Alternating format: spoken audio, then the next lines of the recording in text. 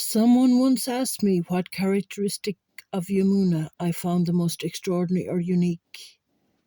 I unhesitantly replied that she was the most non-envious person I had ever met in this life. Dear Yamuna Devi, please accept my humble obeisances. All glories to Srila Prabhupada. Once in India, Srila Prabhupada said to you, Yamuna, you will become as famous as the river Yamuna. In the mood of a pilgrim at the banks of a sacred river, offering drops back to the river in the hope of receiving its blessings. So I offer to you words from your own life of devotion in the hope that this fallen soul may receive your mercy. The above prophetic words were spoken by Srila Prabhupada after a gentleman in India had just shown him a glowing newspaper article about the success of Sri Sri Radha Londonishvari with pictures of the deities. It was largely down to your high standards as a pujari and your expertise in organisation which he praised you for. He turned to you and uttered these words, and then he laughed and laughed and laughed. You made him laugh. You listened with rapt attention. One of my first impressions of seeing Yamuna Prabhu was when she heard Srila Prabhupada give class. She would focus on him and his words entered her ears like rivers entered the ocean. When those rivers entered her ears and came to the ocean of her heart, unlike the material ocean, her heart overflowed and tears would come down from her eyes, recalled your god sister Vishaka. I had never seen anything like that before, and just seeing her hearing Srila Prabhupada roused in me also a desire to hear Srila Prabhupada, to try to hear what she was hearing, because the effect was so extraordinary. So from the very beginning she was a Shiksha Guru for me. The great sage Sukadev Goswami recited Bhagavatam there in the presence of Emperor Parikshit. I heard him with rapt attention, and thus by his mercy I learned the Bhagavatam from that great and powerful sage. Now I shall make you hear the very same thing as I learned it from him, and as I realized. Srimad Bhagavatam 1344. You fed Srila Prabhupada with sumptuous prasadam, and he often called on you to cook for him. Your godbrother Kirti recalls one occasion when Srila Prabhupada arrived back and was hungry. He requested prasadam and asked you to quickly prepare a dish. In what seemed like minutes, Yamuna had made a prasadam, tomato soup, a moist potato vegetable dish, and a large partha. He was very pleased with the result and showered her with praise. With virtually nothing to work with, she had made an exquisite meal for Srila Prabhupada in less than 15 minutes. He used to sometimes say she cooked like Radharani, who never made the same dish twice. After tasting Yamuna Devi's cooking, I realized I had never taken prasadam. Yamuna Devi was an empowered devotee of the Lord, sent to sumptuously feed Srila Prabhupada. This is Vedic civilization, cleanliness. Cleanliness is next to godliness, so the first business is cleanliness. Everything should remain clean. Bhagavad Gita 16:10. You impressed your dear Godbrother Giriraj Swami with your high standard of cleanliness. As he recalls, a thing about Yamuna Devi which struck me as amazing was how she would stay back and clean. We were staying at Kash Ganga, a high-rise apartment building in an affluent part of central Bombay. She would clean the whole place for hours, and while cleaning she would sing in a very ecstatic mood. She put her heart into it. You made Srila Prabhupada cry.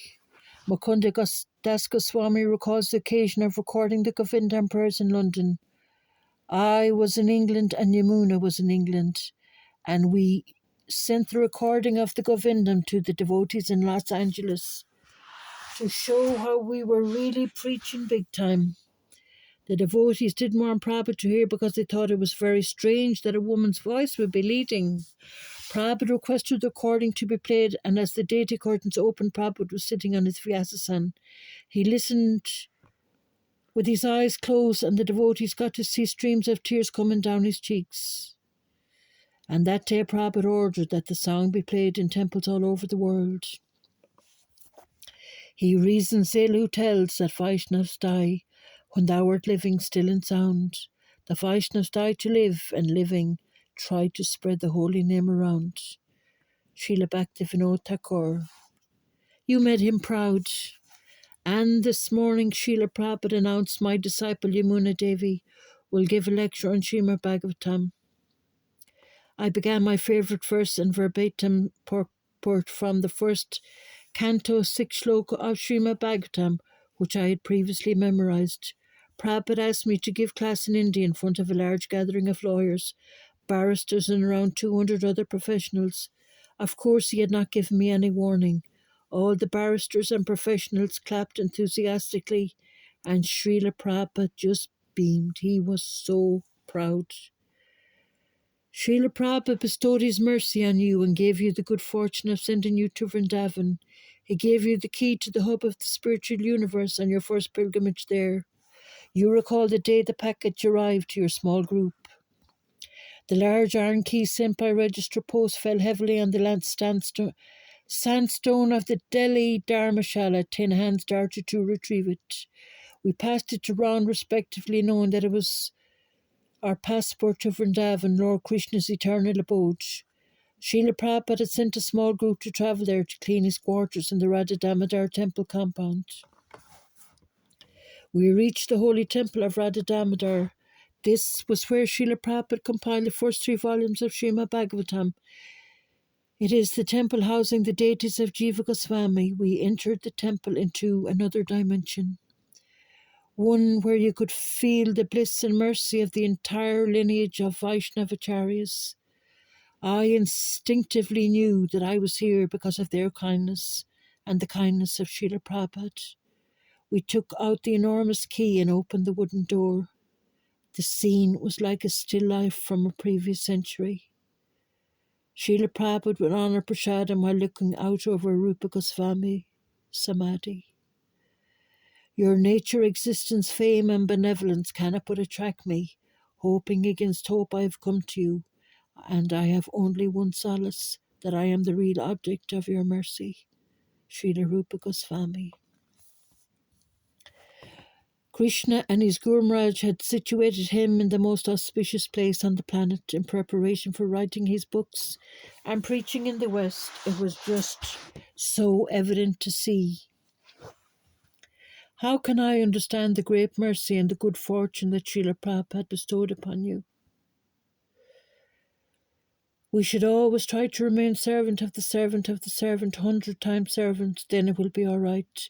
The more you become humble, meek, the more you advance. This is real advancement.